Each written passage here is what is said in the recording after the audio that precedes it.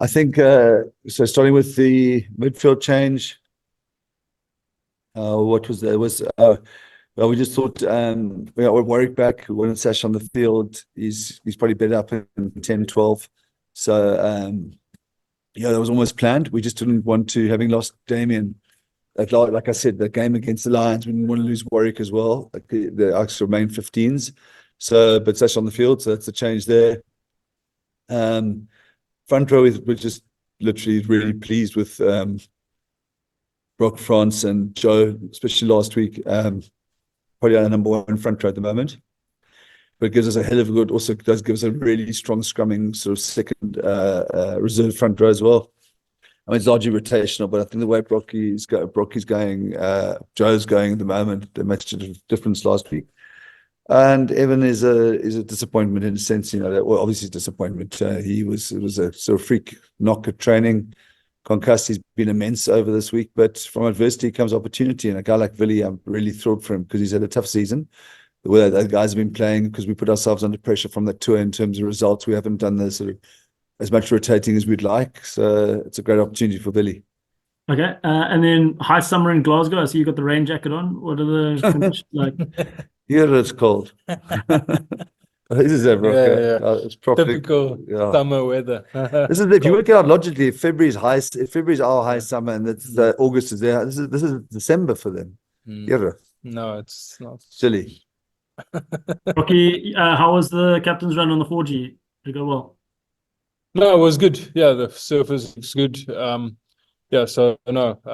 We played in Connacht, so everybody's used to it. So it's not going to be an issue tomorrow.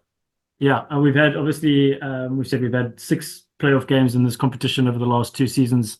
What's the mindset like for the first ever away playoff? No, I think from a team point of view, it's we need to do what we need to do. In terms of we're not going to change everything. It's sticking to the rugby we've been playing to get us here. So that's probably the biggest mindset with all the travel and stuff, is just to focus on ourselves. Okay, nice one. Nathan's got his hand up, so we'll go to him. Yes, Nathan. Thank you, Mike. Can you guys hear me? There's a bit of a.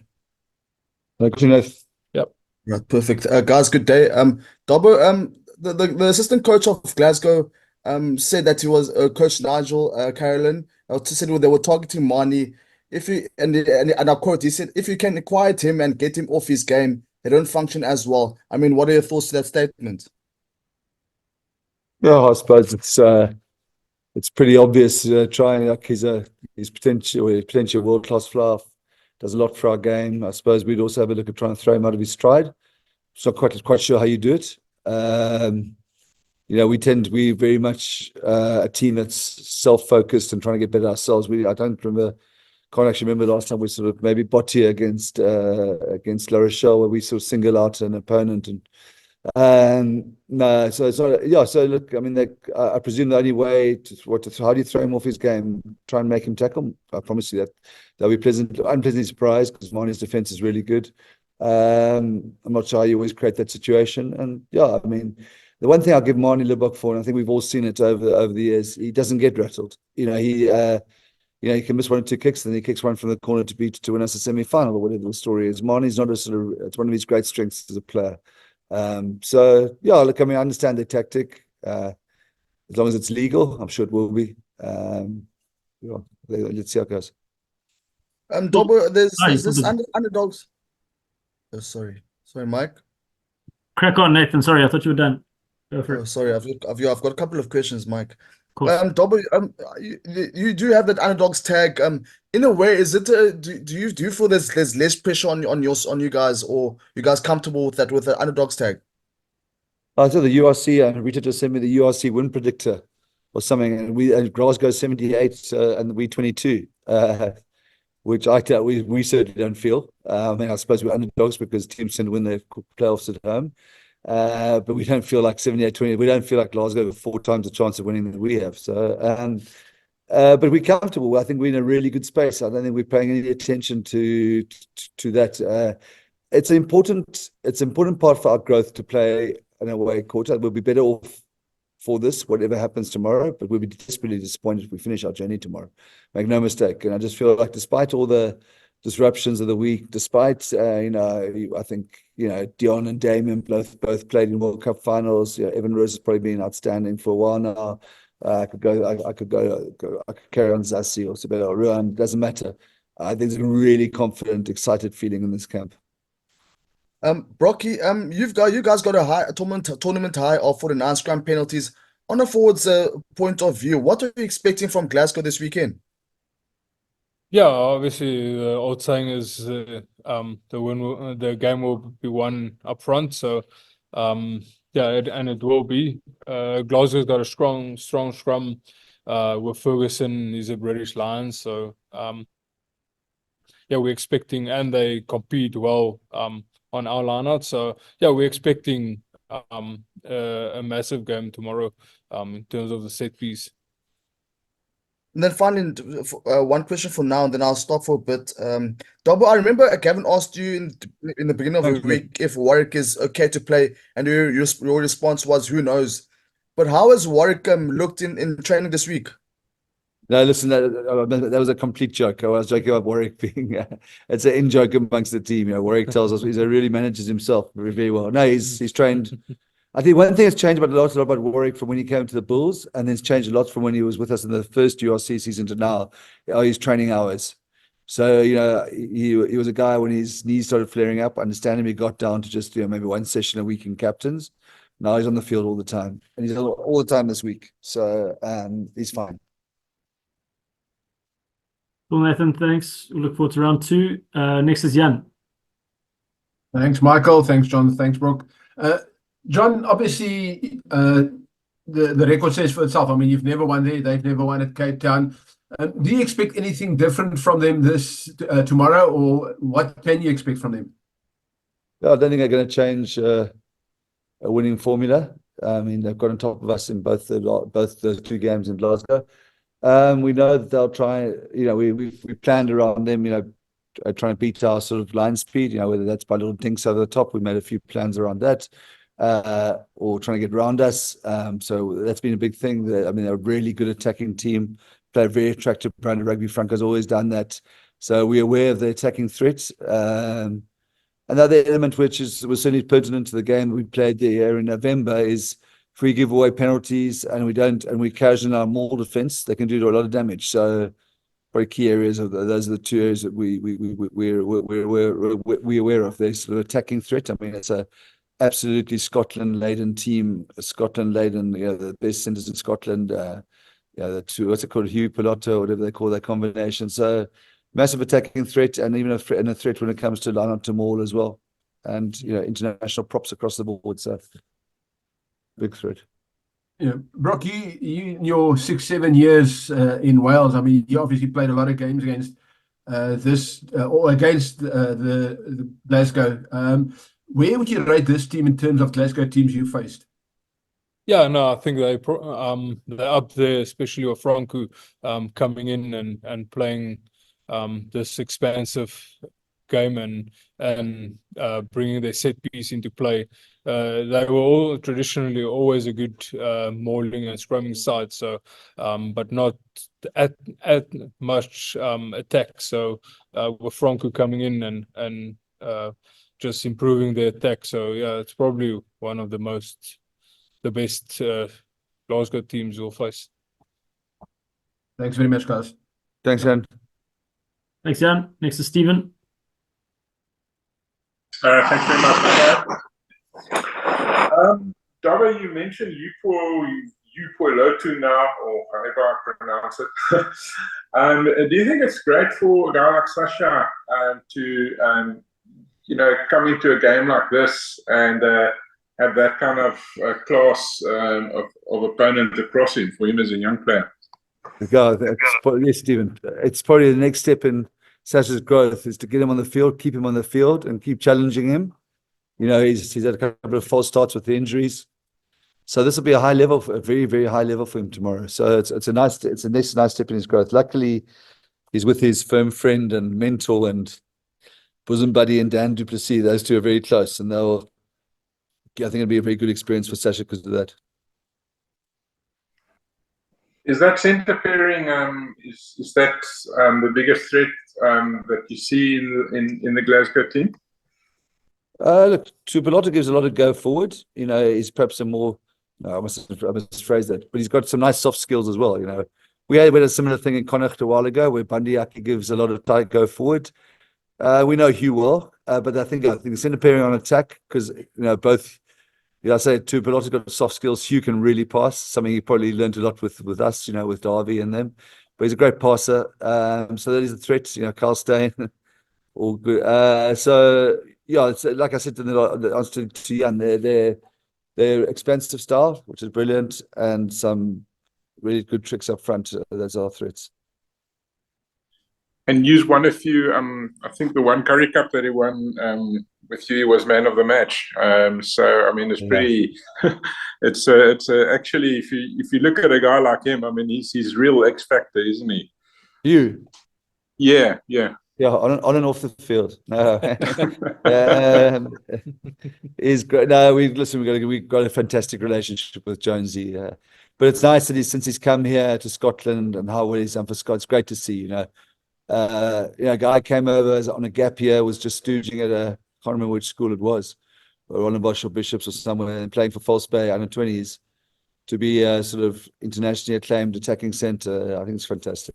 He's a great bloke. We look forward to a beer with him afterwards. Obviously, Evan is a huge loss. I think that's stating the obvious. That try he scored against the Lions was like outrageous. And obviously there's the breakdown issue. Obviously, Willie in his own right is a decent player, but in terms of what you're losing with Evan and the breakdown and the carries and so on, how do you see the team somehow getting that into their game in the quarter? Looking at, I could give you the sort of vanilla answer that everybody wants, that the team wants to say, it's not a big loss or whatever, but it palpably is a big loss. The way he's playing, the way he's carrying, the work he's doing on D, his involvements are through the roof. I think the move to 6 has been really good for him, and he's been really disciplined despite the provocation and that was one of our flashpoints here last year. Late last year on the tour when there were a couple of incidents. We went down to 30. I think Evan was one of them. Willie's different, very different. He has got his enormous stopping power, and that's probably why he's a hard tackler, and that's a big factor on the 4G, not to take away their momentum. Really good at cleaning breakdowns as well. So important role of the 6 is our ball, that we help generate fast ball.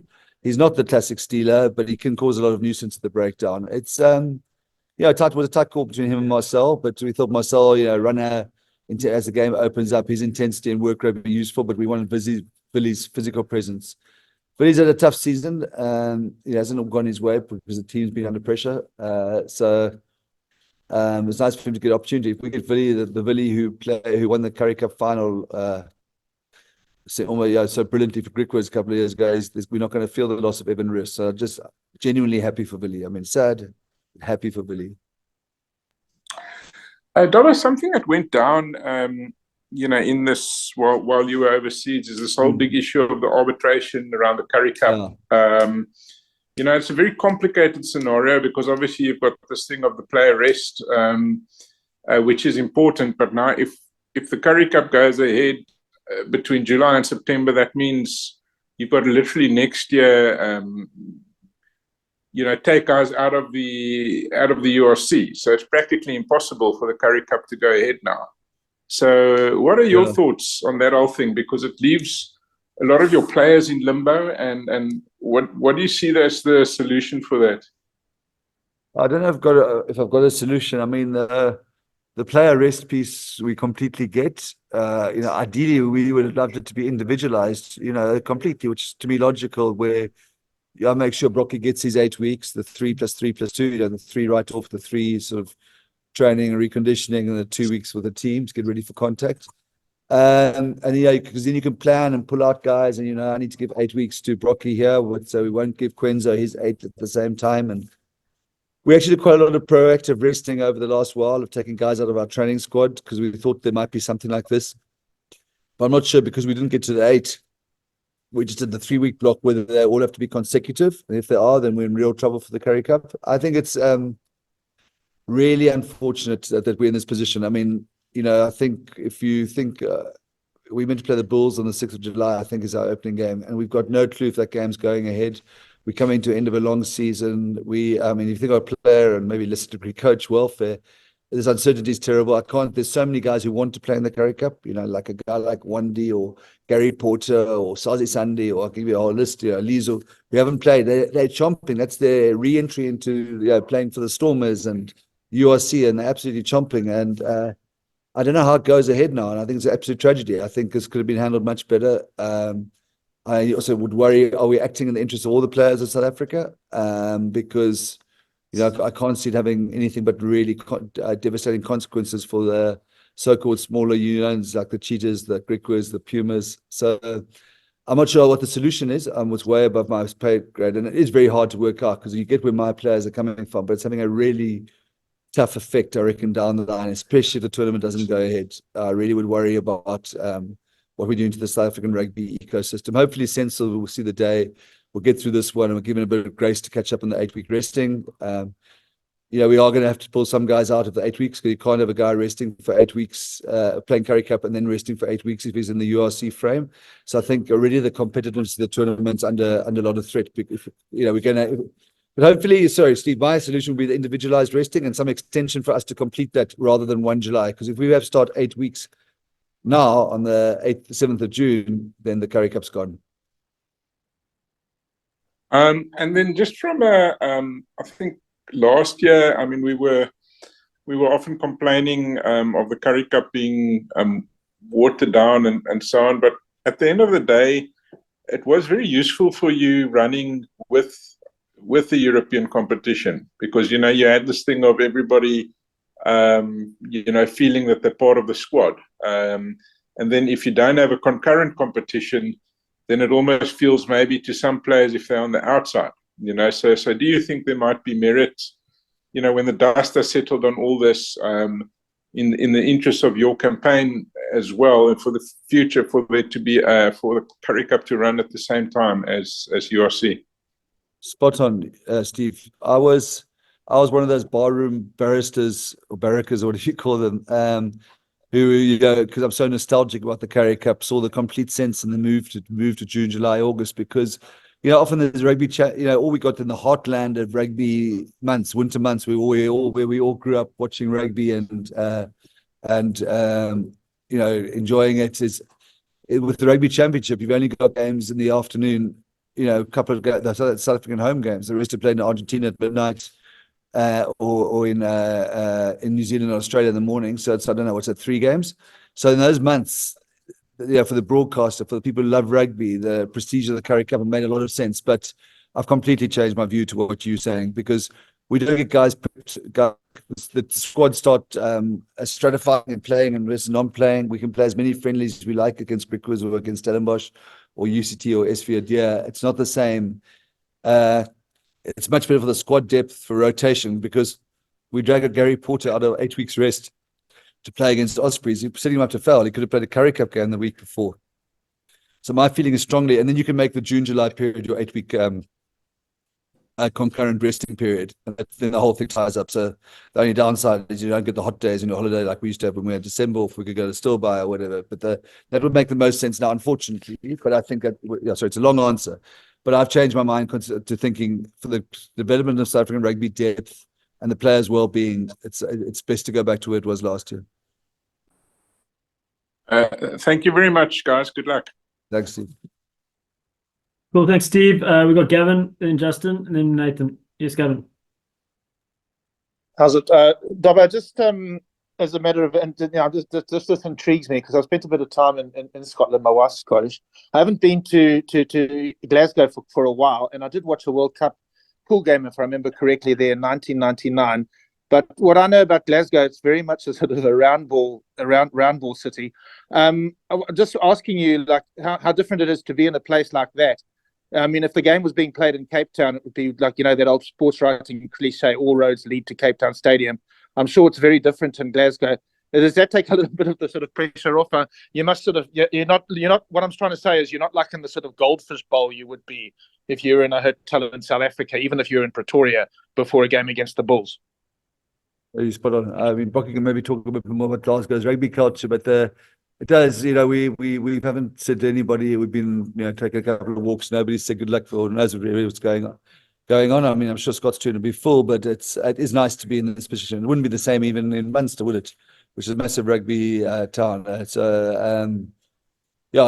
is nice. It's actually nice. We feel like we're excited in this little cocoon. I don't know, what do you feel about Glasgow? Yeah, 100%. I think rugby isn't the biggest sport here, so we literally in a little bubble. So and it suits us. Cool. Thanks. Thanks, Gab. Dobbo, sorry, just whilst I'm on, sorry. I know you can't. I mean, obviously, like normally concussions are just a week or 2 weeks. How long will? I mean, do you have any idea how long Evan? I mean, assuming you play next week. One of the issues, Gab, it happened just before we flew, and so we didn't fly him. They say with a head, we had it with Dan Duke when we flew to Connacht a couple of years ago. He flew on a knock. It makes it much worse. And then, we didn't fly him. Then he was a bit symptomatic, and then it started getting late in the week. Well, the point I'm making, it's a very light concussion. I mean, could we have flown him here tonight and get him here? It just wasn't right for the group. The group needed to get ready. It's a very light concussion. I've got no doubt if we're playing next week, which hopefully we will be, he'll be in the mix. So. Okay, thanks. Last one. Yes, Justin. Thanks, Mike. How's it, Double? How's Brocky? Double, for you quickly, when you travel away for a string of matches in the regular round-robin stage of the competition, there's one way of preparing it. This time around, it's potentially knockout rugby all the way through to a possible final and winning a final. Do you change your approach in any way when doing all of that, when preparing? No, I mean, we probably taper a little bit, and that's probably was forced. Yeah, we would be tapering from a sort of training load point of view anyway for playoff, but also helped by the fact that we sort of flew over 3 days. So we've tapered quite a lot in training, but the approach in terms of how we want to play the game, I think there's some areas that we want to be better at. But like we say in this team, we are who we are. We just got to make sure we can impose our game plan. But no, we're not changing. There's no sort of thing like we're just changing everything to a territory-based game or a possession-based game. No, I think that will cause insecurity amongst the players. So we're going like we are. Thank you so much. Thank you, Justin. All right, to finish, we've got Nathan. Yes, Nathan. Thank you again. Double, just got one final question. Munster, I just want to take it back. Last year, Munster, from the quarterfinal to the grand final, they've won every single game. Does this, in a way, is this the same situation for you guys? Do you feel like it's the same scenario? Brocky, I think, came up with the term, or somebody, it's Reino Grondpad. And we've packed. I mean, we'd like nothing more than to get to Thurman Park and Munster next week. We have talked about it, and honestly, Nathan, I'd like it to be much more than 1 week, but this is a good thing for us, and not in terms of the revenue in the stadium sales. We've won 5 of our 6 last away games, if you include the game in Northampton. What we said at the start of the season, there were 2 objectives for us as a squad, because don't forget, we're a big project. We're not, we're only URC in our first year, and that we all know that, but we want to become a properly established team that can compete deep into Europe and all that. And that was a 3 to 5 year plan, and obviously the equity deal was a big part of it. But there were 2 things that needed that were really important to us: was winning away. We were sort of seeing a change there, and we're getting confidence. So this is a good experience in a away playoff. And the second thing was our squad depth. And then I was fooling around with Mike this morning, saying, I'll give you a team that could play us that's not in the 23. I could get who's contracted next year or even this year. Steve Sakitsov, Lizo, Skara, JJ, Sazi, Gary Porter, Schikkelings next year, Dion Ferry, Evan Roos, Keke Marabi, goes 9, Steph Ungra, Yuri Mattia, Damian Willemse, Ron Nell, Sebella Sadatla, Lewins, us, Clayton Lomakis. That we've got those guys not available, not playing, some by choice, some are injured, shows that we are growing in terms of a squad, because that team against our current team would be worth the ticket price. So in that point of view, we've ticked those sort of boxes of growth. It's just really important that the only one of these away playoffs is not tomorrow's. It's probably your question started with, you know. We'd like 2 or 3. Nice one, guys. But don't forget, if Ospreys win tonight and we win tomorrow, we Cape Town Stadium next week. Yeah? See you there, my boys. Thanks. Right, we'll get you tomorrow. Thanks, Dobbo. Cheers. Thanks, Cheers, guys. Thanks, Mike. Very Cheers. late.